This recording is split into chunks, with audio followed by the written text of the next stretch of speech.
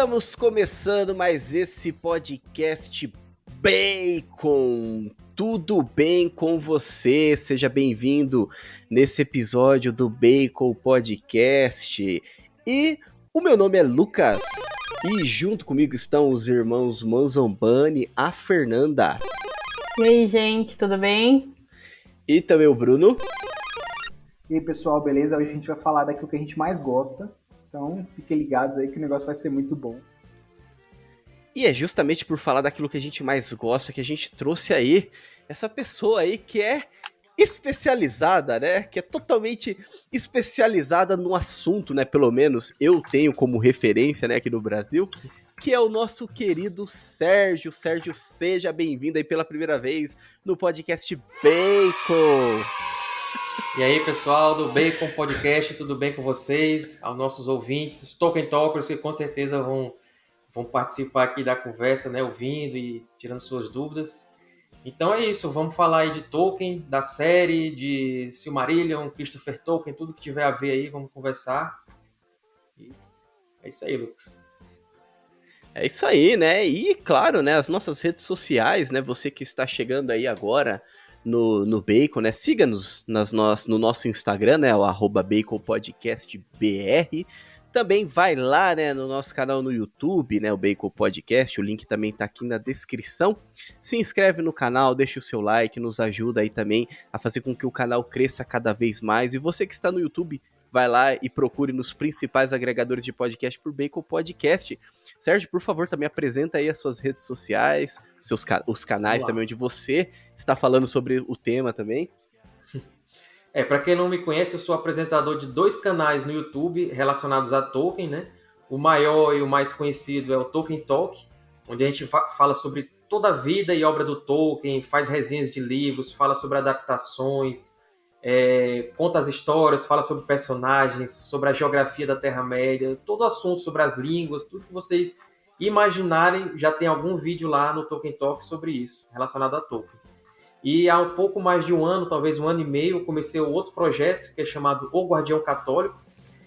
Como o nome indica, pretendo falar sobre Tolkien e a Igreja Católica, né? Então por isso que é o Guardião, né? Em homenagem aos personagens lá que o Tolkien criou.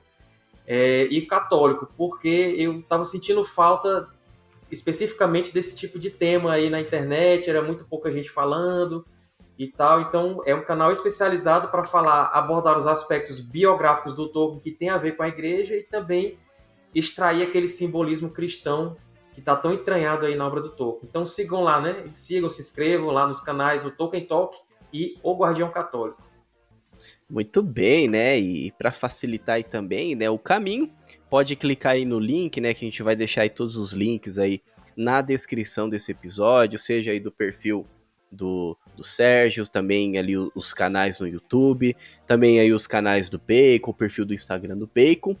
E você, né, mais uma vez, você que está chegando aqui agora, o Bacon é esse podcast carnívoro, né? Esse podcast gorduroso, né, que busca trazer um pouco de sustância para você que gosta da cultura pop, que consome filmes, séries, mas está cansado com esse conteúdo aí que cada vez mais vegano, conteúdo cada vez mais sem substância. Então seja bem-vindo ao Bacon, o Bacon que é a sua proteína semanal, né? Seja bem-vindo ao podcast Bacon. E também, né, nós estamos aí com uma campanha no Apoia-se.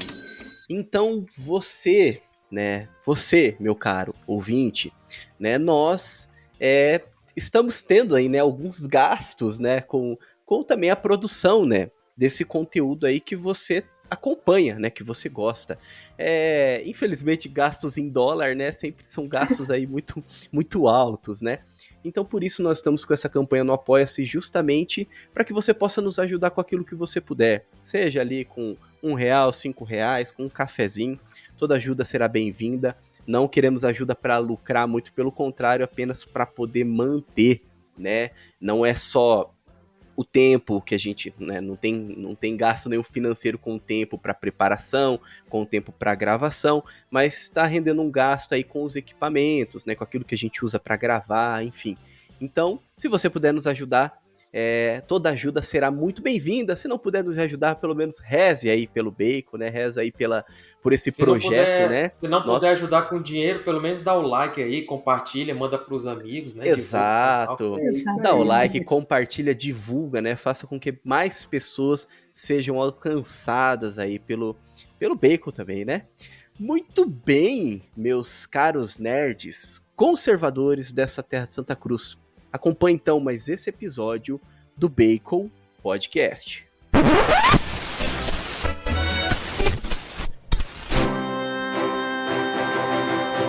Bacon Podcast.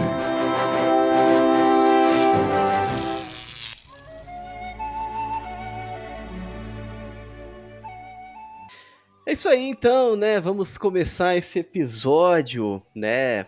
Falando aí sobre o Senhor dos Anéis, falando sobre o Tolkien, como o Sérgio já disse também lá no início. Bruno, por favor, dê-nos a sinopse desse episódio. Bom, eu acho que a gente vai fazer o possível para se restringir ao universo do Tolkien fora do Senhor dos Anéis. Porque a gente já falou do Senhor dos Anéis algumas vezes aqui, e se a gente entrar nesse tema, a gente vai continuar falando do Senhor dos Anéis durante horas e horas e horas. Então a gente vai tentar restringir aqui, tentar falar só daquele restinho do universo que é bem pequeno, né? São só mais 4 eras aí para comentar, não tem nada demais pra gente falar. Então, Tolkien, ele criou uma obra muito rica, ele criou um universo muito rico, ele criou diversos personagens, diversas raças, línguas, enfim. E tem muita coisa pra gente falar, muita gente querendo produzir conteúdo sobre esse universo, né? Vai vir uma série por aí, então tem sempre livros que são lançados nesse universo, mesmo após muitos anos da morte do Tolkien, então material pra gente comentar não falta. Então a gente vai tentar aqui abordar o que der dentro desse tempo e trazer uma cultura muito rica desse universo todo que é Tolkien. E por falar em material, né, a gente tava falando aqui nos bastidores, né, tem uma enciclopédia atrás do Sérgio ali, né, basicamente ali sobre a obra do Tolkien, assim, né, até bonito de olhar. Se você tá no podcast, vai lá no YouTube que você vai ver. Verdade. Mas assim, dando um gancho aí também no que o Bruno aí também já introduziu, né, nós também, a gente quis trazer também esse tema, né? Nós já falamos aí teve um podcast recente que a gente falou sobre a espiritualidade, né, em O Senhor dos Anéis, mas a gente quis continuar, porém assim, né, a gente fala O Senhor dos Anéis, mas não é sobre o livro O Senhor dos Anéis especificamente, né? O que a gente quer falar também aqui hoje é por conta da série, né? Dessa série aí que está em desenvolvimento aí pela Amazon, né? Então a Amazon aí que tem essa série que está em desenvolvimento, essa série aí que foi adquirida, né? A Amazon adquiriu os direitos em 2017, 250 milhões de dólares apenas para ter o direito, né? Para poder produzir essa série, né? Para poder usar esse nome, enfim. E a Amazon já disse também que tem uma previsão aí de mais ou menos inicial, né? De investimento de 1 bilhão, né? Até então sabe-se que são 5 temporadas, né? Parece que são 20 episódios por temporada. Salvo engano, tem 2 episódios aí que já estão prontos, que os 2 juntos dá 3 horas. Então, assim, parece que os episódios vão ser bem longos, né? Vai dar pra contar muita história. Mas é justamente por conta disso, né? Dessa série aí que chega em 2022. E a gente queria, então... Tá bom, a gente já falou sobre espiritualidade em O Senhor dos Anéis, mas então... Por que não expandir um pouco mais o nosso conhecimento, né, sobre essa obra, né, que foi construída por um gênio, né? O Tolkien foi um gênio ao construir tudo isso. E, como o Bruno falou, né, é uma obra que possui aí algumas eras, e essa série ela vai trazer especificamente parece, né, pelo menos tudo indica, que vai se passará na Segunda Era, né? E nós também, a gente trouxe aí o Sérgio também, justamente para poder nos ajudar, né, a compartilhar o conhecimento dele aí também sobre o Tolkien, sobre a Terra-média, sobre a obra em si, para a gente conversar então, o que está por vir, né, nessa série? O que seria essa Segunda Era? O que nós vamos ter? Quais são as polêmicas também? A gente pode entrar, né, mais adiante, mas não agora, né? Vamos deixar a melhor parte para agora. Tretas. Mas... Exatas, tretas. Mas o que a gente pode esperar, né, dessa série? O que a gente pode... Quais são as nossas expectativas, né, digamos assim, para aquilo que vai vir? E assim, um detalhe importante, né? Existe a promessa de que essa vai ser a maior produção de todos os tempos, né? Então, pelo menos falando de dinheiro, o negócio já tá lá mesmo, né? Mas então, eu acho que vem muita coisa boa por aí, né? Mas Sérgio, se você puder nos dar a honra, então, o que seria essa segunda era, né? Que provavelmente a gente vai ver aí nessa série da Amazon. Vamos lá. Segunda era, para quem não sabe, ela vem depois da primeira e antes da terceira. Não, Bom, então peraí, é calma isso, aí. pessoal. Obrigado para quem veio no podcast. Valeu, tchau. É por... Assim, o Peraí Tolkien, que o negócio repetiu aqui. ele... Pode continuar, O desculpa. Tolkien, talvez, por aquela divisão cristã do tempo, dividir em eras, talvez ele tenha pego isso emprestado e a obra dele ele escreveu em partes, né, em eras. Então, para quem leu o Silmarillion, que é como se fosse o Antigo Testamento da Terra-média, ou do Legendário de Tolkien, Legendário é o corpo de lendas e mitos que ele criou que envolvem a Terra-média, os hobbits, os elfos, tudo isso, né? Então, o Silmarillion, ele fala da Primeira Era, fala da Segunda e dá um resuminho da Terceira Era, né? A Primeira Era seria o quê? Seria o surgimento dos elfos, olha, como o mundo foi formado, né, antes da Primeira Era, inclusive. Aí tem o surgimento dos elfos, o aparecimento do sol, o surgimento dos homens, como é que algumas raças surgiram, principalmente a questão das Silmarils, que são 3 joias perfeitas, feitas por um maior artífice élfico chamado Fëanor. Isso dá ensejo a grandes batalhas, grandes guerras, traições, brigas, rebeliões. Os elfos são retratados aqui não como aqueles quase angelicais que o pessoal acha, né? Algumas pessoas pensam, mas sim com uma certa fúria guardada, né? Que eles são altamente poderosos e quando eles despertam aquela fúria, eles acabam se rebelando contra os próprios anjos, que seriam representados na obra pelos Maia, pelos Valar, né? E pelos Maia também. Então tem tudo isso aí na Primeira Era. Principalmente as guerras envolvendo as joias contra o Senhor Sombrio, que é o Morgoth, que foi o primeiro Senhor Sombrio do mundo, né? Que é uma figura simbólica de Satanás lá dentro do Legendário de Tolkien. E a Primeira Era termina com a derrota de Morgoth, Melkor, que depois foi chamado Morgoth. Assim termina a Primeira Era. Com o resultado disso, alguns homens que tinham ajudado os elfos naquelas batalhas da Primeira Era, eles receberam uma dádiva. Qual seria essa dádiva?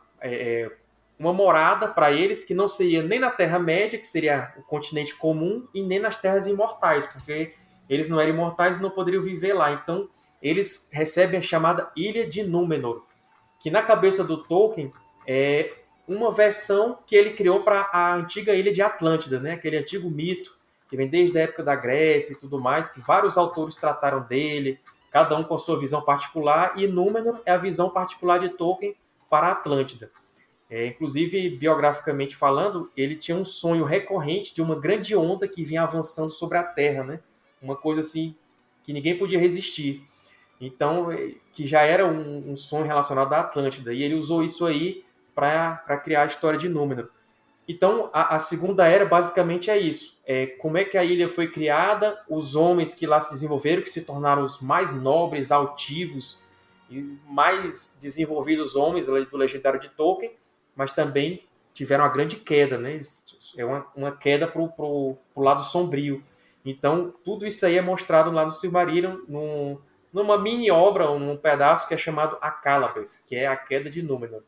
Então, a série da Amazon, eles já anunciaram oficialmente que vai tratar da Segunda Era. E a Segunda Era a gente sabe que é principalmente isso, é Númenor.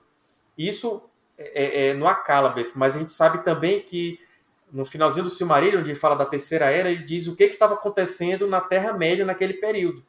E o que era que estava acontecendo? Simplesmente o Sauron, que era o braço direito do Morgoth, que era aquele primeiro Senhor do Escuro, o Sauron vai tentar seduzir os elfos porque é ele que queria agora dominar a Terra-média. E ele quer seduzir os elfos para dominá-los e assim ter todos os povos sob seu comando. Então Sauron ensina os elfos a fazer os anéis de poder, só que aí depois ele faz o Um Anel, que é o famoso, né, que aparece nos filmes lá, que todo mundo já viu, e esse Um Anel para dominar todos os outros.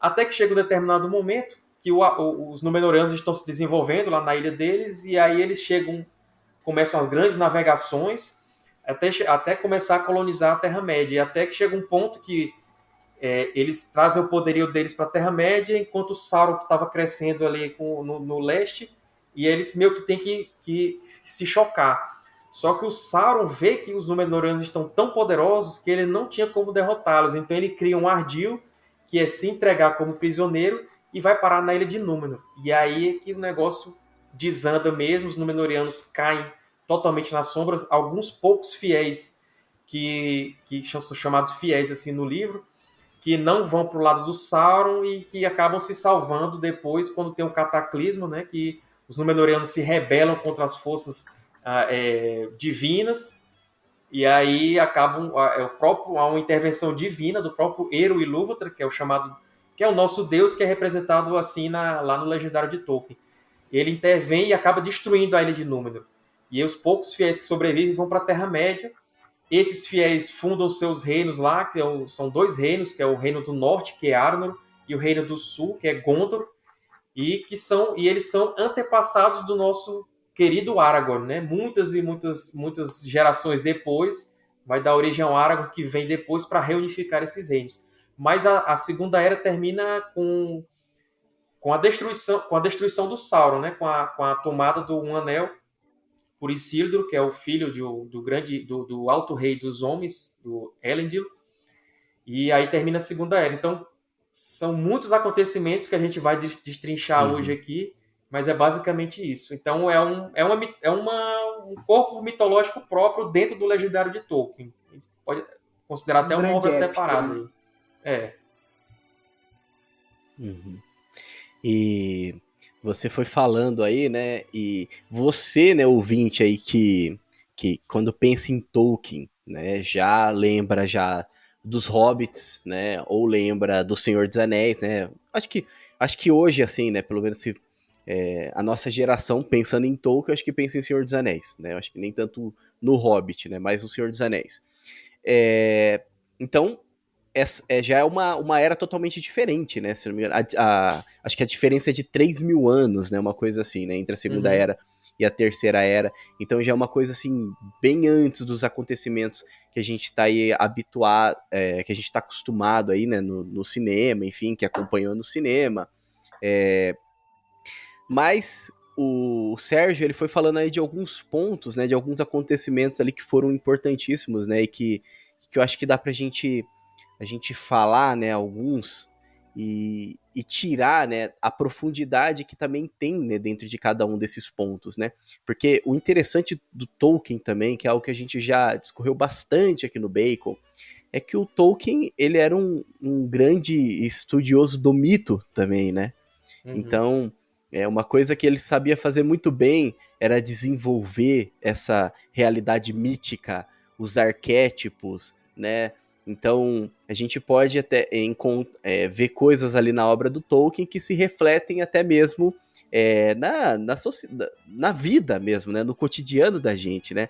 Isso é muito bonito, principalmente porque ele era um católico fervoroso, né? O Sérgio fala muito isso lá no canal dele, a gente falou isso também aqui quando a gente gravou sobre o Tolkien em si, né, com um episódio que a gente gravou com o Guilherme Freire, e depois a gente falou da espiritualidade, falou dessa influência do catolicismo também, né, que o Tolkien, ele transpirava catolicismo, querendo ou não, né, por mais que ele não fazia ali... Tem uma carta dele, uma carta que foi divulgada recentemente, não a carta em si, mas é um livro chamado Tolkien Maker of Middle-earth, que foi lançado por ocasião daquela exposição que teve em 2018 em Oxford, que expuseram lá os manuscritos dele, pinturas, tudo, vários itens pessoais dele, e tem uma passagem no livro, que esse livro é como se fosse um catálogo da exibição, né? Ele mostra o que foi exibido lá, e também tem artigos e tal, e a arquivista do Tolkien na Bodleian Libraries, que é onde está lá o arquivo dele em Oxford, ela encontrou uma carta, e ela falou isso no livro, uma carta, agora não lembro o ano, mas é nos anos 10, entre 1910 e 1920, uma carta que o Tolkien mandou para Idith, que era então noiva dele, que viria a ser a sua esposa, onde ele fala que o objetivo dele, ao criar a mitologia dele, era tornar a Inglaterra católica novamente. Então, Caramba! Que Olha, bonito. se tem aquela frase de uma carta dele que ele fala que O Senhor dos Anéis é uma obra fundamentalmente religiosa, católica, né? E tudo mais, então a gente pode ir mais atrás ainda para essa outra carta, que o objetivo dele era, ou seja, era catolicizar novamente a Inglaterra, né? Então é tão entranhado o Nossa, que catolicismo bonito. na obra que ele...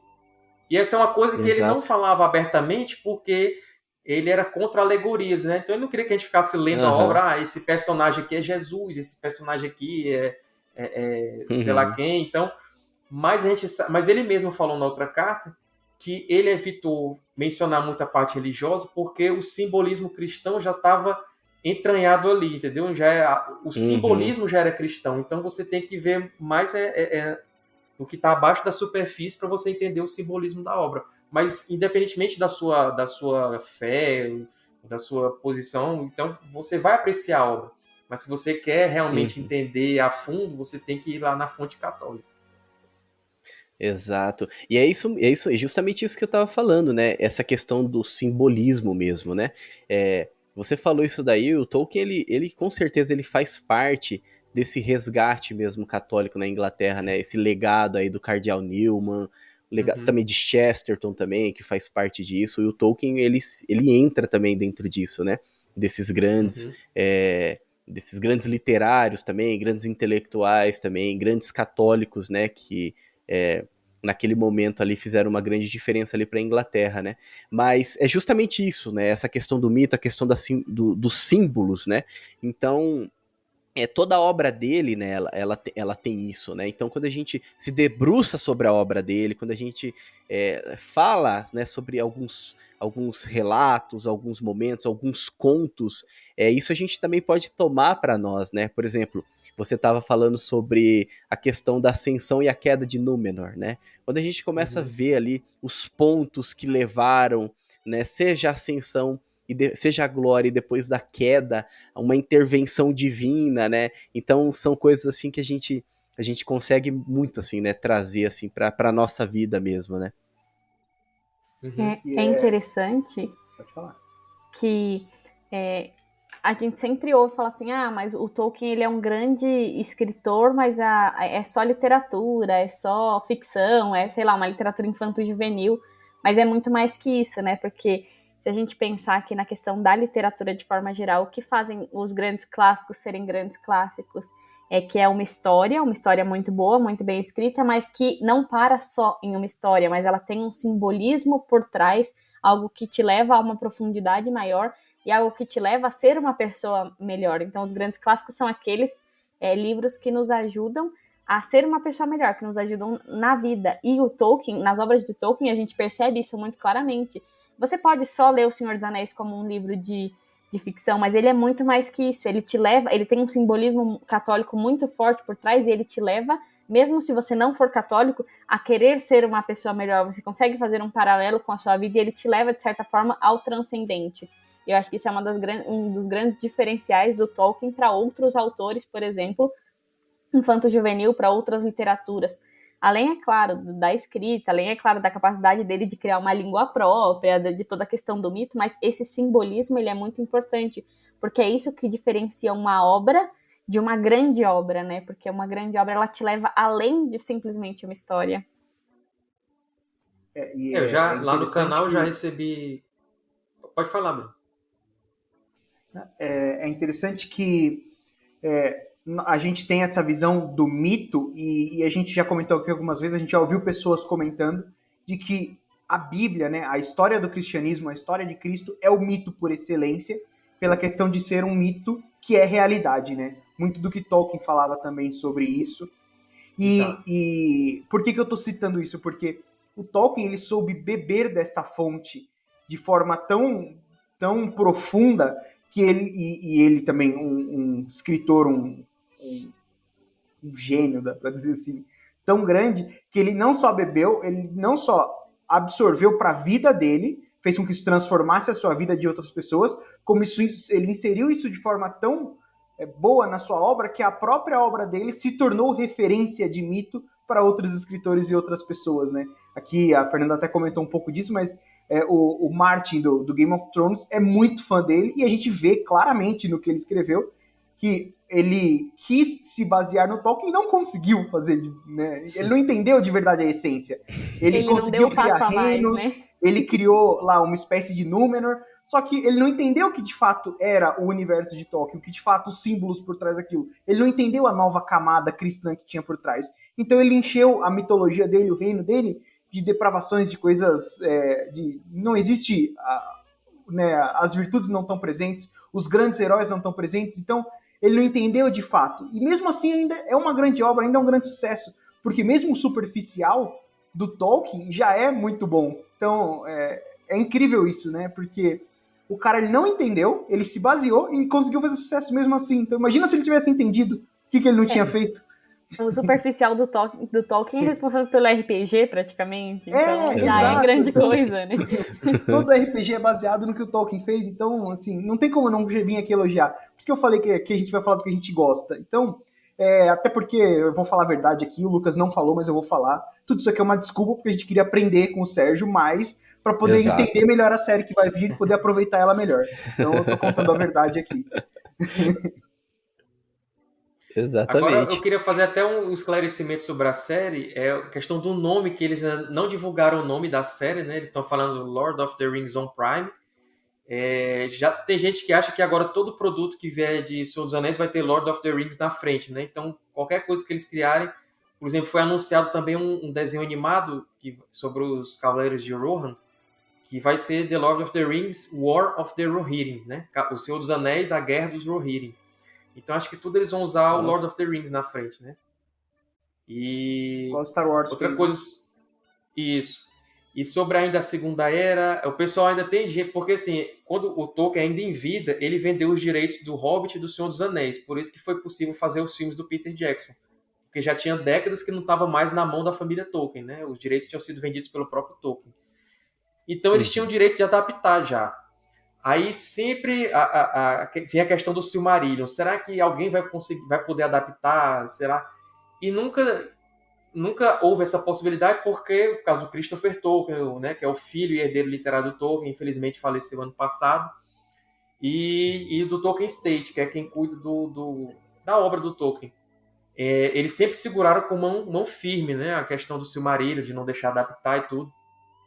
Só que quando foi anunciada a série, olha que curiosidade, né? Quando eles anunciaram, depois a gente ficou sabendo que o Christopher Tolkien já tinha saído do Tolkien Estate. Não que ele tivesse se revoltado com nada e tudo, mas é por causa da idade mesmo. Se eu não me engano, ele faleceu com uns 94 anos, né? Então ele já estava se afastando. Quando ele editou e publicou o Beren e Lúthien, ele achou que era o último livro que ele estava editando do pai dele.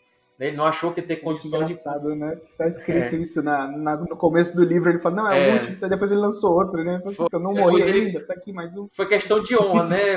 Lançar a Queda de Gondor, que são os 3 grandes contos, né? Que os Filhos de Húrin, que ele já tinha lançado em 2007, aí depois a Beren e Lúthien, e aí ele lutou ali até o finalzinho e conseguiu lançar a Queda de Gondor. E aí o pessoal fica se perguntando, mas se eles vão fazer uma série da Segunda Era, e eles não têm os direitos de adaptação do Silmarillion, então eles vão ter que usar os apêndices do Senhor dos Anéis, porque lá os apêndices, para quem não sabe, é como se fosse um outro livro, um quarto livro, né? Porque ele conta a história todinha ali dos antepassados do Aragorn e tudo, dos Cavaleiros de Rohan, dos anãos agora com a nova tradução. E aí o pessoal dizendo, não, eles vão ter que catar os pedacinhos ali, juntar dos apêndices para conseguir fazer. Só que até gente lá de fora fala isso. Só que quando os perfis oficiais da Amazon começaram a publicar o mapa que vai ser usado na série, o mapa lá da Terra, da Terra-média e tudo, eles trouxeram o pedacinho de Númenor, que Númenor é uma ilha em formato de estrela, né? Por isso que é Terra da Estrela. Então, eles trouxeram o mapa de Númenor. E o mapa de Númenor, ele não foi publicado no Senhor dos Anéis. Ele foi publicado em Contos Inacabados pela primeira vez. Então, olha aí, os caras, no mínimo, eles têm acesso aos Contos Inacabados. Ou seja, o Tolkien Estate, quando liberou os direitos de adaptação, eles liberaram usar os contos inacabados.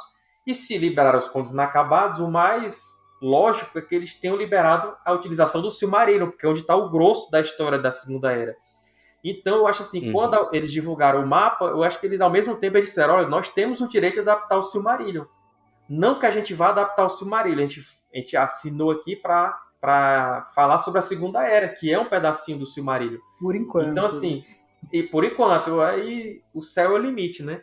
Mas eu acho assim que a primeira ideia que a gente tem que ter eles não estão limitados apenas aos apêndices do Senhor dos Anéis. Eles vão usar material do Silmarillion, dos Contos Inacabados, já que usaram o mapa. Então, é uma coisinha, um tabu que a gente tem que quebrar já aqui. Não é, o direito do Senhor dos Anéis do Hobbit era outra coisa. Até porque esses direitos aí do Senhor dos Anéis do Hobbit, eles estão na mão de outra empresa, que é a Middle-earth Enterprises, que cedeu os direitos para New Line Cinema, etc. Agora a gente está falando de Amazon, que é outra coisa. Tanto é que o desenho animado dos Cavaleiros de Rohan está na mão da Warner, que tem a ver com a New Line Cinema e tal, com o Middle-earth Enterprises. E a Amazon é outra coisa distinta. Então eles têm o direito de outra obra, né? Eles não vão mexer naquilo que já é direito lá da Warner e tudo mais. Então a gente pode ficar tranquilo que eles vão usar muitos personagens locais do Silmarillion e tudo isso, né? Sim, sim. Então vamos falar aí sobre o que vocês acham de a gente falar um pouco sobre a Forja dos Anéis, né? Sobre toda aí a história por trás disso, né? Sobre como Sauron enganou, né, todo mundo, né, com a lábia dele e conseguiu então distribuir, né, tranquilamente ele conseguiu distribuir os anéis que tipo, seria usado como arma contra aquele que estava usando mesmo, né? Então, uma arma contra o próprio portador, né? Então, pode ser? O que vocês acham? Bora. Vamos? Pode ser. Certo, então. Então, alguém aí quer se habilitar a puxar? Eu vou começar aqui, se vocês quiserem intervir aí, vocês falam. Beleza. Quando o Morgoth, que era o chefe do Sauron, quando ele foi derrotado, o Sauron, no primeiro momento, ele se arrependeu, né? Ele se arrependeu, e aí quando o representante lá dos Valar, que era o Eonwë, que era um Maia, era uma espécie de um anjo, né? Ele disse, olha, tudo bem, você se arrependeu, mas você vai ter que voltar lá para o oeste, para as Terras Imortais, e vai ter que pedir perdão aos Valar. Os Valar são os regentes do mundo, né? São aqueles poderes divinos, né? Ou seja, são equivalentes a anjos superiores, que Eru e Ilúvatar deixou aqui para cuidarem da ordem do mundo. Então ele diz, você vai ter que ir lá e vai ter que pedir perdão e tudo mais. E aí nesse momento ele não teve força para isso e acabou fugindo, né? Fugiu e desapareceu do conhecimento de todos, dos elfos, dos homens e tudo mais. E foi aí, nesse período, houve aquilo que eu falei, né, de Númenor e tal. Os homens foram para lá, ganharam as dádivas como um poder físico, aumento da longevidade, o conhecimento também que eles receberam, capacidade de construir coisas e tudo mais. Então eles ficaram realmente quase que comparados aos elfos nesse aspecto. E Sauron foi ganhando poder de novo. Foi refazendo seus exércitos e tudo mais. Só que o Sauron é diferente do Morgoth, que o Morgoth ele gostava mais de enviar os orcs e combater os Balrogs, depois os dragões e tudo mais. O Sauron não. O Sauron ele era mais ardiloso, né? Ele sabia mais ou menos ali usar a malícia dele e tudo, e é assim que ele tenta.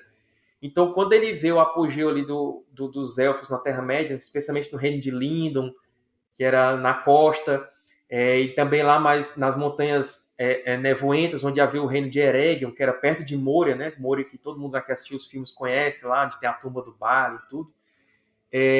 O Sauron disse, eu vou entrar nesses reinos élficos e vou enganar esse pessoal. E aí ele vai para Lindon, que é onde estava o Alto Rei, Gil-galad. E inclusive o arauto de Gil-galad, para quem não sabe, era Elrond, né? Aquele personagem famoso aí que a gente sabe, o meio elfo, que aparece no Hobbit, no Senhor dos Anéis. Então Elrond também era muito importante. E aí Elrond e Gil-galad nem deixam Sauron passar pela porta. Agora o detalhe, o Sauron estava disfarçado, né? Ele ainda tinha a capacidade de mudar de forma, e ele chamou a si mesmo de Anatar, que significa o Senhor das Dádivas. Na tradução anterior era o Senhor dos presentes e tudo. Então ele vinha com essa promessa de que, olha, eu vou mostrar para vocês. Que era muito belo, né? Era, isso, belo de se ver e tudo, aquela aparência maravilhosa, né, e tal. E aí chegava prometendo mundos e fundos, que eu vou ensinar isso, vou mostrar para vocês o que é belo, vou ajudar vocês a restaurar a beleza do passado e tudo mais.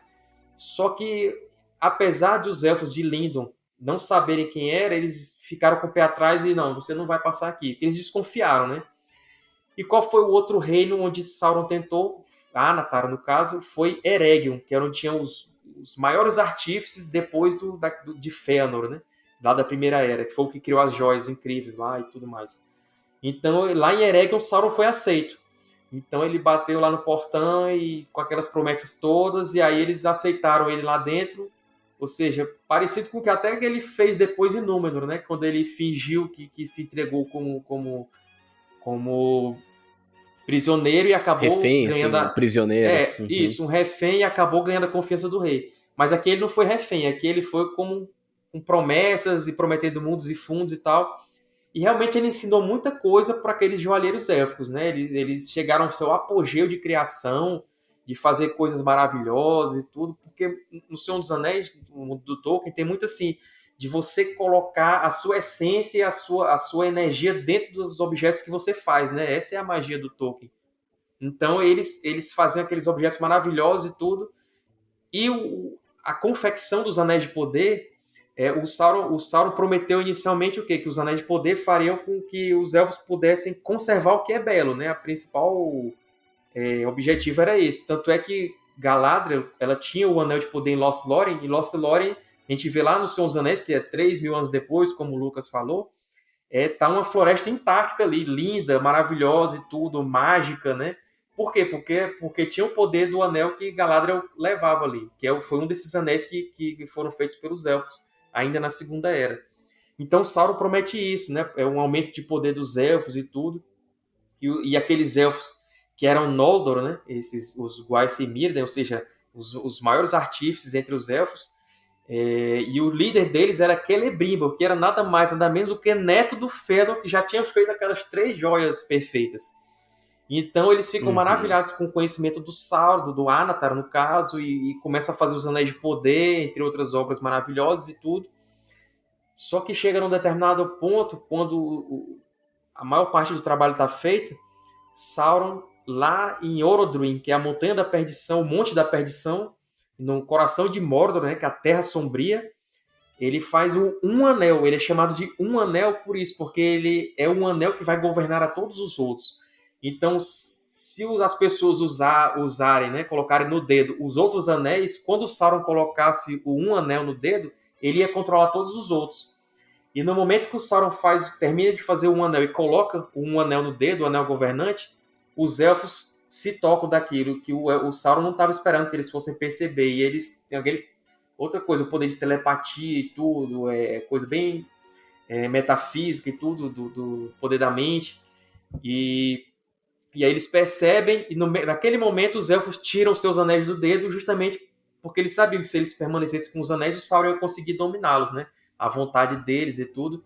E aí eles tiram os anéis dos dedos. E teve 3 anéis que os elfos fizeram escondido de Sauron. Então eles fizeram aqueles 7 que depois vão para os anãos, e fizeram os 9 que depois vão para os homens, mas tinha aqueles 3 que são depois ficaram como os 3 anéis élficos. Esses 3 foram feitos em segredo. Não sei se os elfos já desconfiavam do Sauron, alguma coisa assim, já tinha alguma certa desconfiança, mas eles fizeram em segredo esses 3. E foram depois os mais cobiçados por Sauron, só que o Celebrimbor já tinha dado destino nele, já tinha escondido, né? E apesar deles não terem sido feitos com o poder do Sauron, eles também estavam sujeitos a um anel, porque eles foram feitos com as técnicas ensinadas pelo Sauron.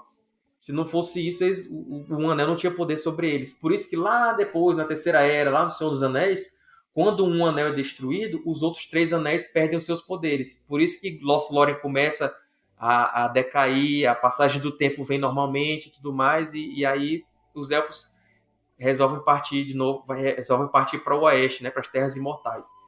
Então, quando os elfos percebem que Sauron queria dominá-los, né, que agora já ficou revelado que Anatar era Sauron, e eles tiram os anéis, Sauron fica irado com isso, e aí declara a guerra, aí leva suas forças para Eregion e começa aquela guerra terrível, ele invade tudo, ele pega Celebrimbor, né? Ele é torturado e aí ele é trespassado por flechas órquicas e tudo. Chega ao ponto dele, e ele não fala onde é que os Três Anéis estão.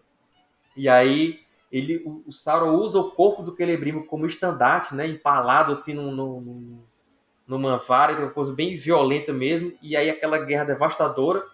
Os anãos, né, os anões de Moria, até tentam ajudar no primeiro momento, mas veem que não iam ter escapatória, eles se fecham dentro do reino deles, dentro da montanha, selam o portão e pronto. Cortam o contato com o mundo exterior. E aí o Sauron vem, dominando tudo ali do oeste das Montanhas Nevoentas, até subir para chegar no reino de Lindon, que era o reino onde estava lá o Alto Rei, né, o Alto Rei Élfico Gil-galad. E aí o Sauron domina praticamente a Terra-média toda nesse momento. E aí só resta aos elfos, quando eles, até antes disso, que eles veem que o poder está crescendo, mandam cartas para os Númenóreanos, que já tinham uma amizade entre eles, né? Os Númenóreanos que viviam lá na ilha, distante, lá no meio do mar e tudo. E quando o Sauron já está dominando ali Eriador, que era a parte mais noroeste ali da Terra-média, noroeste, tá prestes a cair tudo e tal, e aí chegam os navios Númenóreanos, né? E aí Sauron tem a grande derrota ali na guerra contra os elfos. E aí tem os homens, né? Os elfos têm um respiro ali de alívio. E aí o Sauron foge, quase que ele é pego ali, quase que ele morre, só foge com a guarda pessoal dele, quase que ele é derrotado ali de vez. E aí os Númenóreanos vêm, salvam tudo aquilo, aquela amizade toda. E aí os Númenóreanos cada vez mais interessados pela Terra-média. E aí eles começam como exploradores, né, como grandes navegantes. Eles eram proibidos de ir para o leste, para o oeste, aliás, porque lá eram as Terras Imortais. Então eles tinham que navegar para o norte, para o sul e para o oeste. E aí eles vêm para o oeste, aí começa a ter contato com os Homens Médios, que seriam os homens da Terra-média, que eram antigos parentes dos antepassados dos Númenóreanos. Só que como os Númenóreanos foram para a ilha e lá eles se tornaram aquele povo poderoso, eles se separaram, né? Mas tinha um antigo parentesco. Só que os Homens Médios não eram tão altivos, não tinha aquela vida longa dos Númenóreanos e tudo, eram inferiores em tecnologia e tudo mais. Então, com o passar do tempo, os Númenóreanos, com o poder tão grande deles, eles também começam a achar assim, que alguma coisa estava errada para os Valar não deixarem eles irem para o oeste. E aí eles ficam pensando, será que eles querem ter a imortalidade para eles? Será que se a gente for para lá, a gente vai se tornar imortal também? E tudo mais. E certos rumores, coisas assim antinaturais começam a rondar ali na boca pequena ali entre os Númenóreanos. Eles começam a abandonar antigos costumes. Os reis ficam cada vez mais assim tentados a se rebelar contra os poderes, né, contra os regentes do mundo e tal. E aí, apesar dessa queda moral dos Númenóreanos, foi o apogeu de poder deles, né, o apogeu de locais que eles construíram na Terra-média, de portos, de povos que eles começaram a dominar, porque eles começaram a dominar os homens da Terra-média. Né? E Sauron começou a se sentir incomodado com esse poder aí, e o ódio dele cresceu ainda mais, né? Porque aqueles homens tinham ajudado os elfos no passado, e agora eles estavam ultra poderosos e estavam conquistando a Terra-média, mas o Sauron queria ser o grande tirano ali da Terra-média, ele queria ordenar toda a Terra pro jeito dele, pro jeito que ele achava que era certo, né? E aí acontece aquele momento onde os Númenóreanos vêm para a Terra-média, tem um usurpador em Númenor, que não era para ele ser rei, que depois ele é chamado de Ar-Pharazôn, que era Tar-Kalion. Ele acaba se chamando de Ar-Pharazôn, o Dourado. Ele usurpa o trono, né? Casa lá com a prima, acho que era a prima dele, e aí vem para a Terra-média realmente para combater Sauron, porque o Sauron tinha dito que ele era o rei de todos. E aí o Ar-Pharazôn diz, não, eu sou mais poderoso do que o Sauron, tem que ir lá para mostrar para ele. E aí vem para a Terra-média. E aí é que Sauron, vendo o poderio dos Númenóreanos, ele fica acuado e diz, olha, eu mais uma vez eu vou usar meu ardil aqui e vou me entregar. E ele se entrega para os Númenóreanos, é levado como prisioneiro para a ilha, e em pouquíssimo tempo ele já virou conselheiro do rei, né? E o cara que o rei mais escutava, o rei de Númenor.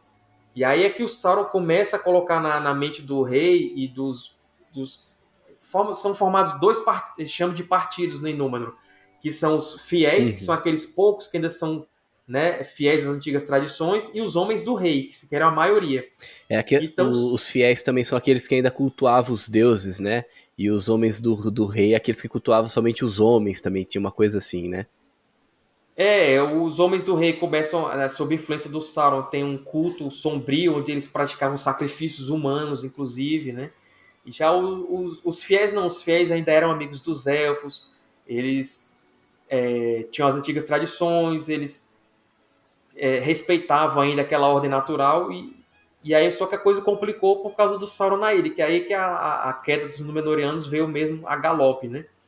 Ao ponto de Sauron conseguir convencer o rei a destruir a árvore branca, que era um símbolo da amizade lá dos elfos e dos Valar com os Númenóreanos, que era uma árvore branca, que era fruto de uma outra árvore que tinha em Toleresse, que era uma ilha nas Terras Imortais, que por sua vez era um fruto de Telperion.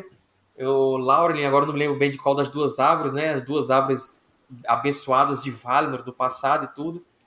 Então essa árvore representava isso. E Sauron convence o rei a destruir aquela árvore. Só que havia uma profecia também de um rei anterior chamado Tar-Palantir, que ele fez essa profecia, que quando a árvore fosse destruída, acabaria a linhagem ali do rei de Númenor, né? E foi realmente o que aconteceu. Tanto é que Ar-Pharazôn foi o último rei de Númenor. Não da linhagem de Númenor, porque é como se tivesse duas linhagens. Tinha a linhagem dos reis e também tinha uns parentes do rei, que eram os senhores de Andúnie, que eram uma região lá de Númenor, onde era a casa mais nobre fora a casa do rei. Né? E eles eram parentes também de linhagem real. E são eles que são os líderes dos fiéis, inclusive. Eles que sobrevivem depois da queda e fundam lá os reinos na Terra-média. Então Sauron ele funda esse culto a Melkor, ao antigo Senhor Sombrio, em pleno Númenor. Os Númenóreanos aderem em massa a esse culto. Ele convence o rei a proibir a antiga ação de graças que tinha para Eru, que tinham 3 ações de graças que eles faziam, que eram chamadas as 3 preces, que eles subiam no monte sagrado da Meneltarma, faziam um momento de silêncio, somente o rei podia falar, fazer umas preces e tudo. Apareciam as grandes águias, que representam o poder de Manwë, que é o rei de toda a Arda, né? Que é o principal ser angelical lá que rege o mundo. Tudo isso aí foi proibido. Começou esse culto sombrio, onde eles pegavam os fiéis e sacrificavam mesmo, eram sacrifícios humanos. Fez um templo para o Sauron, que não tinha templos em Númenor, ele fez esse templo terrível, onde fazia esses sacrifícios. Os fiéis foram cada vez mais massacrados, proibidos de agir conforme o que eles achavam certo. Eles foram confinados a uma certa áreazinha lá para serem controlados, para não poder ter mais contato com os elfos. Terrível, foi uma coisa terrível. E aí os fiéis, eles vendo que o caldo estava engrossando, né? E aí preparam alguns navios e deixam preparados ali caso alguma emergência viesse a acontecer. E essa emergência veio porque quando os Númenóreanos, sob o conselho de Sauron, resolvem preparar sua grande frota, né? Aquela grande armada, para atacar os Valar, ou seja, eles vão atacar os seres angelicais.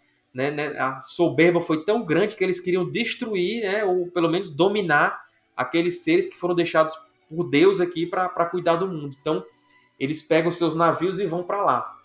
Eles interrompem a proibição que tinha, pisam nas Terras Imortais, só que não tem nem chance de entrar lá na cidade dos Valar, em Valinor, porque os Valar, eles apelam a Deus, né, a Eru e Ilúvatar vem e derruba as montanhas sobre eles são soterrados e tal. A ilha de Númenor é aberta uma fenda no oceano e ela sucumbe dentro da fenda, né, então toda a ilha cai, só sobram, e por isso que é uma versão da ilha de Atlântida, né, porque Atlântida também seria uma ilha que afundou, né, então a versão do Tolkien para essa de Atlântida é isso, né, para essa lenda. Então, assim, somente, se eu não me engano, 9 barcos dos fiéis que conseguem sair da ilha e são soprados por um vento que vem do oeste e conseguem chegar à Terra-média, né? Depois de muitas turbulências e tudo. E são esses que vão fundar os grandes reinos dos homens. O detalhe, Sauron, quando foi para a Ilha de Númenor, ele estava com um anel, então ele levou um anel, por isso que ele conseguiu ainda mais dominar as mentes dos Númenóreanos, porque o anel tinha esse efeito, né? Tinha esse efeito de dominar as mentes dos outros. O próprio Sauron, ele foi destruído fisicamente na queda de Númenor, né? Quando Númenor afundou, ele teve seu corpo destruído e voltou em forma de espírito para a Terra-média, onde ele levou mais um período aí para se reconstruir. Isso não foi o fim ainda da Segunda Era. Ainda tinha uma batalhazinha para acontecer, né? Que quando foram fundados os reinos de Arnor e Gondor, o Sauron se reconstruiu e aí começou novamente a querer dominar a Terra e tudo, e aí foi feita uma grande aliança, né? Que é chamada a Última Aliança de Elfos e Homens, que provavelmente isso aí vai ser o final da série, né? A gente suspeita, porque é o finalzinho da Segunda Era. E essa aliança durou, salvo engano, 7 anos, onde houve algumas batalhas contra o Sauron e tudo, até que houve o cerco a Barad-dûr, né? Eles chegaram no coração de Mordor, as forças da aliança, cercaram a Torre Sombria onde Sauron estava, né? E aí a gente vai ver aquela batalha lá que aparece no comecinho da Sociedade do Anel do filme, né? Do primeiro filme lá do Peter Jackson. Sim. Tem um momento que o próprio Sauron desce e vai lutar contra os aliados. Né? Só que é um pouco diferente, porque ele realmente, o Elendil, que era o líder dos homens, e o Gil-galad, que era o líder dos elfos, lutam pessoalmente contra Sauron. Ambos derrotam Sauron no mesmo momento que Sauron mata os dois, né? E aquela cena do Isildur cortando o dedo lá não foi daquele jeito, né? O Isildur, na verdade, ele pegou o pedaço da espada quebrada e somente cortou do corpo caído do Sauron. Não teve aquela cena que ele estava caído e dá aquele corte ali, né? O Sauron já tinha... Porque ali no filme, quem destrói Sauron é Isildur, quando ele corta o dedo. Mas não, o Sauron já estava destruído, já estava morto fisicamente, né? E o Isildur só foi lá e cortou o dedo que estava com um anel. E aí esse é o fim da Segunda Era, né? Então, quer dizer, tudo envolve Sauron, envolve a confecção dos Anéis de Poder. Porque quando Sauron, quando ele fez aquela guerra lá com os elfos, ele tomou os Anéis de Poder. Então ele pegou os 7 e pegou os 9.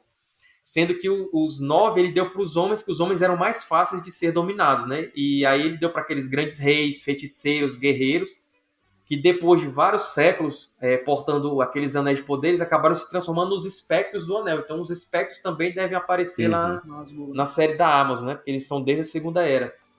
E já os 3 anéis, eles foram para Gil-galad, aí Gil-galad deu um para o Círdan, aí foi um para Galadriel, e aí os 3 se mantiveram ali seguros, né?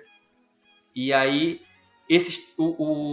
os 9 ficaram com os Nazgûl, né? No final da Segunda Era, os 7 com os anões, ou os anãos, e os 3 permaneceram com os elfos, né? E aí, como não tinha mais um anel, ou, aliás, um anel estava com Isildur, e logo depois, ali no comecinho da Terceira Era, Isildur perdeu no rio, e aí os anéis ficaram com seus poderes livres, né? Então os elfos voltaram a usar os três anéis para poder conservar, tanto é que Elrond usava um, e Valfenda também era como se fosse Lothlórien ali na questão do tempo parecer que não passar, né? Até os próprios hobbits, quando vão para lá na época do Hobbit, eles não sentem o tempo passar. Né? E na passagem também do Conselho de Elrond, também quando eles estão lá, eles não sentem o tempo passar, né? Porque tinha um anel de poder ali. Então, basicamente é isso. O principal acontecimento realmente que eles devem mostrar é a confecção dos Anéis de Poder, né? A gente não sabe se a série vai querer mostrar toda a Segunda Era, ou se eles vão escolher algum conto específico, porque também por exemplo, tem um conto de Aldarion, que é o marinheiro, foi o maior marinheiro de Númenor, que ele tem um conto separado dele. Só que eu acho que para uma série é muito pouca coisa, se eles quiserem adaptar só isso. Então a gente acha realmente que eles vão dar uma visão geral. Uma série dessa proporção, então, né? Uma série com essa proporção. Com 5 temporadas e tudo, acho que eles vão querer mostrar realmente toda a trajetória ali de ascensão e apogeu de Númenor, Sauron fazendo os Anéis de Poder, a guerra contra os elfos e a decadência, né? A queda de Númenor. Sim. É quase que um assim, prequel do Senhor dos Anéis, né? Que aí já conecta com os Anéis também. Eu acho que eles vão fazer a confecção exatamente para poder conectar com os filmes, né? E se eles fizerem, vai ficar. Se eles forem fiéis, né? Porque a Segunda Era é maravilhosa e o simbolismo da Segunda Era é maravilhoso também, assim, para os homens, né? De certa forma. Uhum. Então, se eles forem fiéis, vai ser muito bom. O meu grande medo é eles pegarem essa preciosidade que é a Segunda Era e deturparem muito, assim, porque infelizmente a gente tá falando da Amazon que tá pegando uma linha mais progressista, Netflix. de certa forma, ultimamente. Não chega aos pés da Netflix, mas infelizmente a Amazon também tá indo por esse caminho, como acho que todas, né?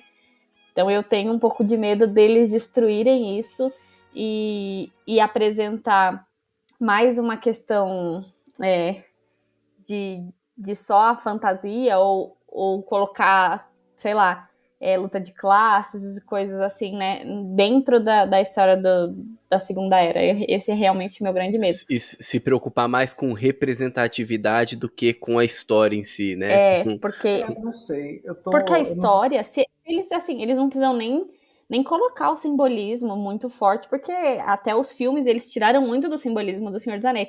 E mesmo assim, você já consegue ver muita Tá coisa. entranhado, né? Porque assim, é praticamente impossível você não colocar. Se eles forem fiéis à obra, já tá ótimo pra mim. Se eles não... Porque o meu medo é pegar, sei lá, pegar a história do Tolkien e transformar num Game of Thrones, entendeu? Da vida, Uhum. que...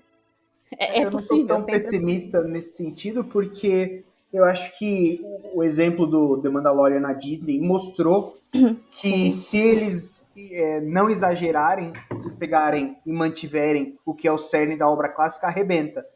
Então, eu acho que talvez por ser uma série, eles pela vontade de colocar muito dinheiro por muito tempo, eles talvez se segurem, porque o foco claramente é o dinheiro. E eles pelo têm que menos estar nas muito primeiras... certo, né, que vai dar certo, porque é Não, tanto e pelo dinheiro que menos eles nas estão muito primeiras certos. temporadas. Que nem o Guilherme uma vez falou, né? Que a primeira temporada é toda conservadora, a segunda muda um pouquinho, a terceira eles cagam de vez. Então, pelo menos a gente sabe que no começo o The Vai ser Mandalorian bom, teve 2 temporadas e até agora tá ótimo. Vamos ver a terceira.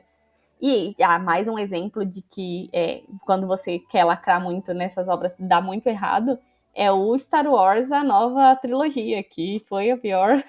A nova geração. O Hobbit também teve muita crítica, porque fugiu bastante do livro, principalmente o Hobbit 2. Então, assim, se eles olharem pro público, eles vão ser fiéis. Vamos O ver. polêmico anão e a elfa. Ali, né? É verdade. Alguém falou na época, eu não sei se foi Tom Shipp, que é um grande tolkienista, internacionalmente conhecido, e ele estava na produção da Amazon, na pré-produção, né? Ele estava atuando como consultor. Eu acho que foi ele que falou, que disse assim, que eles vão... meio que ele quis dizer assim, que eles vão ser fiéis, são obrigados a ser fiéis aos escritos.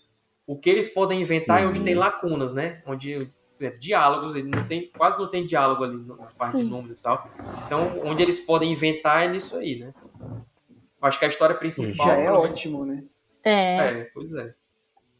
De qualquer forma, a gente vai assistir. Acho que dificilmente a gente não vai gostar. Sim. A não ser que eles caguem muito, a gente vai gostar, porque só de ver o ambiente já... Esses dias eu vi uma propaganda de uma visita na casa dos hobbits que tem lá na Nova Zelândia. Eu já fiquei feliz só de ver aquilo, porque a gente é fã, não tem jeito.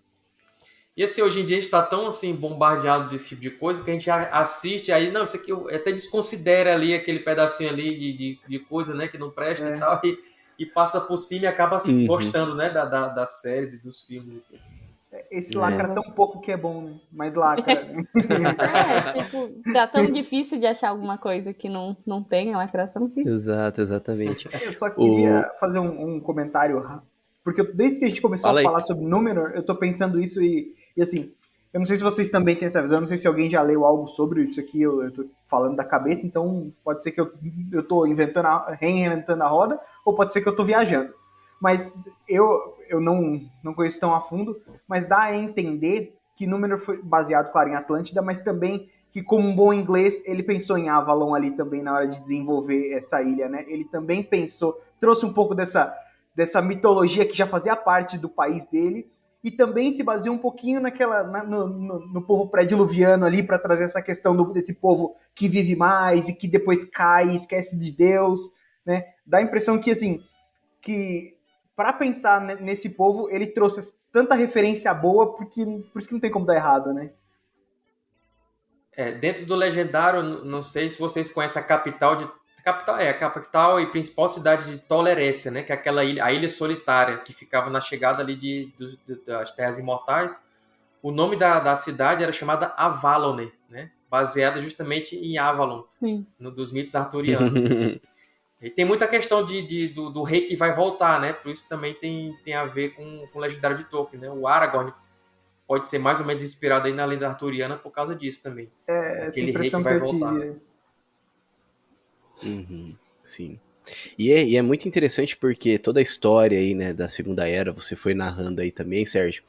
E quando a gente pensa num anel, né, a gente não tem como não fazer uma comparação com essa questão toda do pecado e tudo mais, né? Sim. Mas é muito profundo, assim, você vê toda essa história, seja ali da forja, né, dos anéis, depois daquele povo sábio, aquele povo que tinha...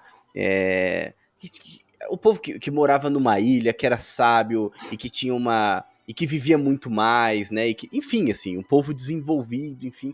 E a forma que entra a queda, né? A forma que, querendo ou não, entra essa questão da corrupção mesmo, né? Então, toda essa história, né? É como se fosse a história. Eles não entendem que Pode falar. a morte era chamada de dádiva dos homens, né? Então eles não entendem que era uma dádiva. Por que é uma dádiva? Porque os elfos, na verdade, eles eram imortais enquanto durasse o mundo. Então, se o mundo acabasse amanhã, os elfos acabariam amanhã também, porque a alma deles está ligada ao mundo. Assim como a alma dos Ainur que entraram aqui, dos Valar e dos Maiar, né? Era o mesmo destino. E os homens não. Os homens é uma dádiva porque eles não têm que ver a passagem do tempo. Eles têm o seu apogeu e aí depois eles pegam e saem do mundo. Então, supostamente, eles vão para um lugar melhor, né? Ou para perto de Eru e Lúvatar, não sei. Isso aí o Tolkien nunca falou. Mas eles não viam como uma dádiva, e já os elfos viam a vida dos homens como se fosse uma dádiva, né? Por isso que é chamada dádiva dos homens. E eles não souberam reconhecer isso. Tanto é que os Númenóreanos, o costume antigo era de entregar a vida no auge da virilidade, né? Então, quando ele, um pouquinho antes de começar a decadência do corpo, eles já, de bom grado, não era suicídio, né? Mas eles já viam que tinha chegado a hora e meio que deitava lá e dizia, não, tá bom, já vivi o suficiente. E aí a vida se esvaía, né? E aí eles iam primeiro para um lugar reservado nos Palácios de Mandos, lá no oeste, e de lá eles saíam do mundo e iam para esse, supostamente, outro local que Ilúvatar preparou para eles. E depois, quando o Númenor foi se corrompendo, eles ficaram tão apegados à vida, até de forma artificial. Eles até Tolkien meio que compara os Númenóreanos aos egípcios, né? Que é questão da morte, de fazer as múmias. Não que os Númenóreanos fizessem no múmias, né? Mas a questão do tratamento da morte. De tentar esticar aquilo ali, uma vida artificial e tudo. E aí os reis Númenóreanos começaram a morrer com o cetro na mão. Então, uma coisa que não acontecia antes, né? Já que ele passava o cetro quando ainda estava viril e tudo, para o seu sucessor. E eles começaram a se agarrar à vida cada vez mais. Só que era uma vida amoral, né? Ou então uma vida decaída. Não era mais aquilo que os Númenóreanos tinham antes, que eram praticamente equivalentes aos elfos, né? Então tudo isso aí é uma coisa que a gente pode tirar da queda de Númenor. Sim, toda a questão da corrupção, né? Toda a questão do poder, né? Então, é um anel também do poder que domina aqueles que se deixaram também se corromper pelo poder, né? Querendo ou não. Porque ainda existe, até mesmo em Númenor ali também existe aquele povo fiel, né? Isso é legal. Porque ainda existe aquele povo fiel, depois é o povo fiel que depois dá seguimento ali em outros povos também, que a gente vai ver ali também na Terceira Era, né? E depois também é um povo que depois derruba Sauron também, né? Então, isso. Que vem justamente desse povo fiel, né? São eles mesmos que depois derrubam Sauron, derrubam ali o poder do Anel. E depois a corrupção ainda humana continua, né? Porque o Anel, ele não é destruído naquele momento, né? E assim, existe uma longa história pela frente que a gente já viu já nos livros, no cinema, né? Seja ali o Hobbit, o Senhor dos Anéis, que o Anel que no momento que era para ter sido destruído não foi destruído, depois corrompeu muitas outras pessoas ali, né? Em diante. Mas é muito, assim, cara, você lê, né?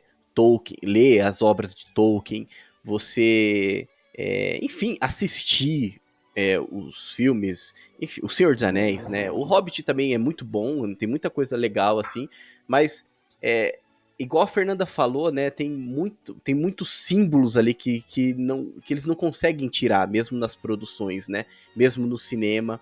Então, assim, é muito bom assistir, porque é algo que a gente já falou também nesse podcast uma vez. Quando você tem contato com a obra do Tolkien, você sente que tem algo que vai além daquela obra, né? Isso é muito bonito, assim. Você sente que, caramba, é como se você tivesse descoberto um tesouro ali que... Será que mais alguém descobriu ou só eu, né?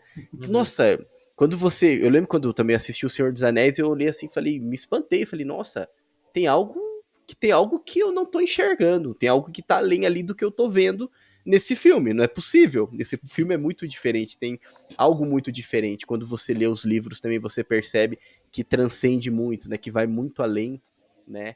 E esperamos, né, que a Amazon, ela acho que a tente gente se pode aproximar, pelo menos, né, dessa linha. assim a gente espera. Eu acho assim que, como o Tolkien, a maior referência dele era o mito verdadeiro, como o Bruno falou, né, que é o cristianismo e tal, a história de Jesus. A verdadeira mitologia, os verdadeiros mitos, os verdadeiros contos de fadas são ecos daquela história verdadeira, daquele mito verdadeiro, né? Então, o próprio C.S. Lewis, antes de se converter, ele adorava a história de Balder, que era um deus nórdico que ressuscitava para salvar as pessoas e tudo mais.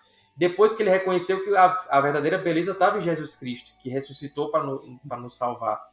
Então o Tolkien tinha muito disso, que os mitos eles têm que ser, para ser verdadeiros, para ser puros e ter algum valor, eles tinham que ser reflexos daquele mito verdadeiro, né? Então, por isso que também o Tolkien admirava a cultura nórdica, quando ela fazia referência a esse mito entranhado na humanidade, porque a gente sabe assim que são vários os meios que Deus age para chegar nas pessoas, né? Não necessariamente vou ter que ler só a Bíblia. Não, você tem que ler a Bíblia, mas se você ler, por exemplo, O Senhor dos Anéis, você vai chegar a Deus se você for se aprofundar naquilo ali. Então, são chamados a ecos ou sementes do verbo, né? São coisas assim que vêm de inspiração para alguns povos, alguns autores e tudo mais, que refletem aquela verdade última, né?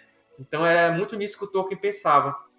E O Senhor dos Anéis é só isso que tem. Então, qualquer adaptação que venha, se ela destoar muito disso, já não é mais Senhor dos Anéis. Então, por isso que os filmes do cinema, eles ainda guardam muito, apesar de ter tirado muito, mas também eles guardam muito disso, porque ele vem dessa característica. E aí já também outro gancho que o Bruno falou, a questão do George R. Martin, ele quebra justamente isso, porque ele, se eu não me engano, ele é ateu, ele é daquela geração baby boom e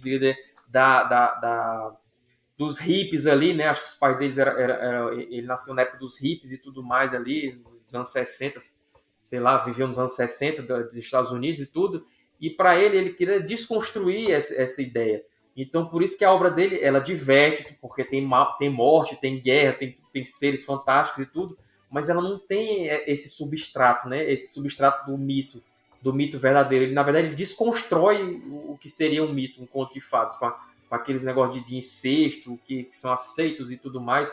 Daenerys, com 13 anos de idade, se entregando a Khal Drogo, pelo menos no livro, né, e tudo. Então, ele desconstrói isso aí, né? Então, por isso que a gente não falta aquele temperozinho no Marte, pelo menos para mim, né? Eu já li quase na todos verdade, os livros, mas... Ele pega a fantasia de Tolkien e traz bem pro mundo moderno, né? Igual a arte moderna mesmo, e mostra só o lado podre do ser humano, enquanto Tolkien mostra aquilo que é a beleza, aquilo que pode nos ajudar a transcender o Martin. Ele deixa tudo no imanente, ele deixa tudo no humano, naquilo que tem de pior no ser humano, né? É muito interessante. Não pode falar. Pode falar. Não, é só uma observação, porque eu às vezes a pessoa diz assim, mas eu não gosto do Tolkien porque ele é muito maniqueísta. O bem é sempre bem e o mal é sempre mal. Mas então a pessoa leu errado o Senhor dos Anéis, porque você tem Boromir, você tem Gollum, você tem as fraquezas do Frodo, então são seres humanos que estão ali. Humana, né? Exato. Então, você você sabe quando a pessoa é boa, quando ela é ruim, mas aquela pessoa boa também tem momentos ruins, a pessoa ruim também tem Tem momentos tanto bons. corrupção Então, quanto redenção, né? exato, você Exatamente. encontra tudo isso ali, né? Então é muito verossimilhante, né? O que o Tolkien colocou nas histórias.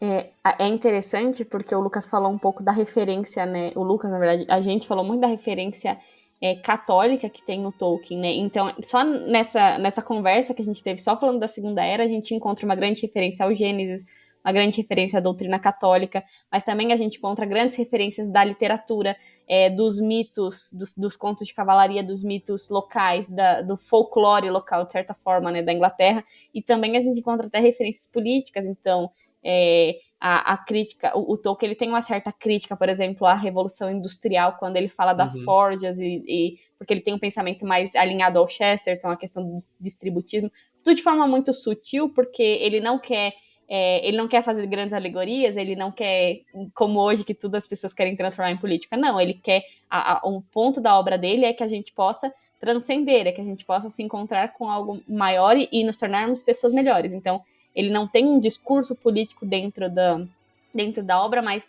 a obra também reflete algumas dessas coisas. Então, tiranos e a sedução do mal, a sedução daquele que vai pelas beiradas, digamos assim, que vai pela mentira, pela manipulação. Então, a gente encontra vários elementos e se a gente souber analisar, se a gente souber ler, é um grande ensinamento para a nossa vida, né? É uma obra que nos ajuda a ser pessoas melhores, é uma obra que nos ajuda a nos encontrar com Deus, nos ajuda a viver em sociedade melhor, nos ajuda a viver o dia a dia de forma melhor e também traz uma bagagem cultural, porque você fica sabendo das referências ao Rei Arthur, por exemplo, você já vai querer conhecer um pouco mais da história, conhecer um pouco mais dos mitos, da mitologia, vale muito a pena. Uhum. É isso então, né, gente? Maravilha, deu pra dar uma introduzida, né, para os ouvintes. Aquecimento. Se deixar, a gente uma fala a noite introdução toda da aqui. introdução. Exato, exatamente. Então, Sérgio, eu vou entrar aqui então na conclusão, só um minutinho então, porque, né, tem que ter o... Trilha sonora.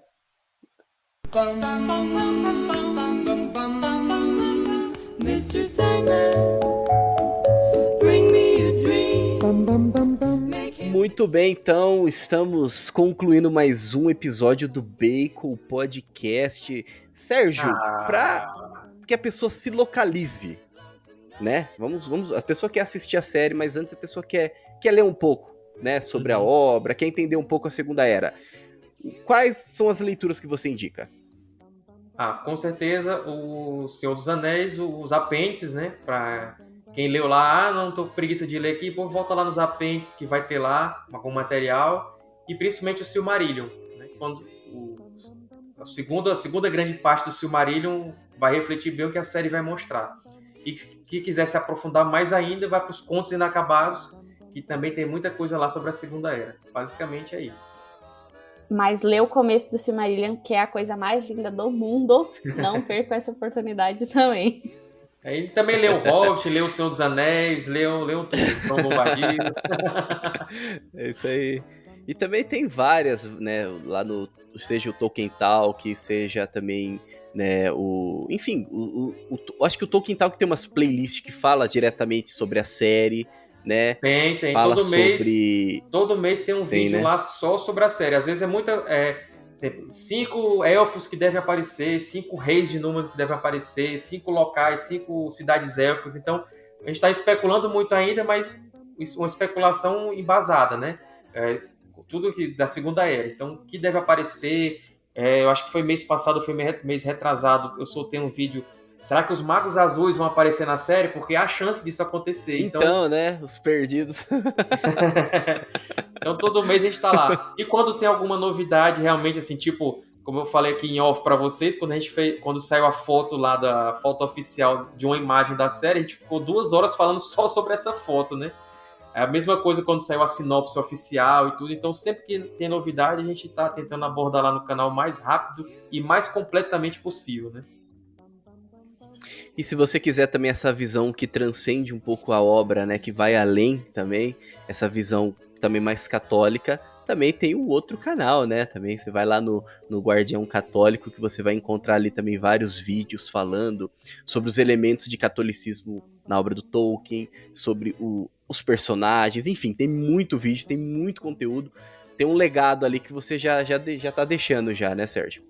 É um canal assim que eu quero passar esse conteúdo. Se Tolkien já é um conteúdo de nicho específico, imagine falar de Tolkien e da igreja, né? Então é uma coisa mais específica ainda, né? Porque, como eu falei aqui pro Lucas no começo, é uma coisa que eu tava sentindo falta, né? Inclusive, até uma pequena reclamação, que eu sou membro da Tolkien Society, da Mythopic Society, que são as duas maiores aí sobre Tolkien e os Inklings.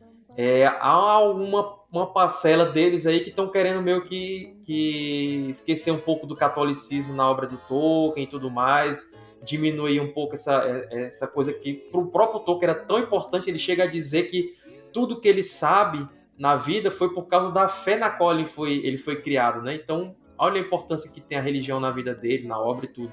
Então, o Guardião Católico, apesar de pequenininho ali, né? Eu quero deixar mais como referência mesmo, tudo. Muita coisa ali do Guardião Católico, até confesso, e sei lá, se não é novidade, que não vem da minha cabeça, é uma coisa muito estudada, que eu pego autores especializados sobre isso e venho trazendo esse conteúdo aí para quem tem interesse, né? É um conteúdo realmente bem específico, bem especializado, tem obras só sobre isso, que às vezes até grandes tolkienistas, eles só arranham a superfície, eles não entram muito, né? Então você tem que ir para autores que realmente se aprofundam nesse aspecto. E eu estou tentando lá, seguindo os passos aí do grande padre Paulo Ricardo, né, que já tem 2 excelentes cursos aí sobre isso. Uhum. Alguém falou aí no começo, né, por que a gente tem que ler Tolkien, não sei o quê. Até o Papa citou Tolkien uma vez, né, tem até um vídeo lá no Guardião Católico, onde eu coloquei lá a homilia onde ele cita Tolkien e tudo, então é bem interessante. Quem quiser saber aí quem é Jesus Cristo na obra, tem vários vídeos lá sobre isso, né? Será que era uma pessoa? Será que é mais de uma pessoa? A confissão de Boromir, né?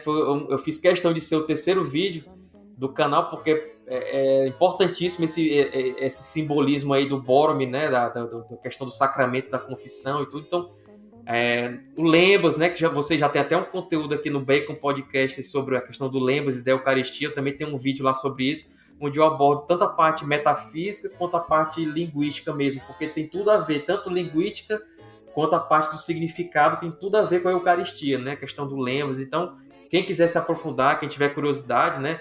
Como o padre Paulo Ricardo diz, é usar a chave católica para destravar a obra do Tolkien. Então é isso que eu tento fazer lá. Não só a obra, mas a vida também. Tem vídeo sobre o padre Francis Morgan, que foi o tutor do Tolkien, né? Ele que criou o Tolkien ali depois que a mãe dele faleceu. Tem sobre o oratório de Birmingham, que foi importantíssimo na vida e na formação do Tolkien. Muita coisa lá aí sobre esse assunto. É um conteúdo mais reduzido, ele é só um vídeo por semana, mas é um vídeo feito aí com todo carinho aí.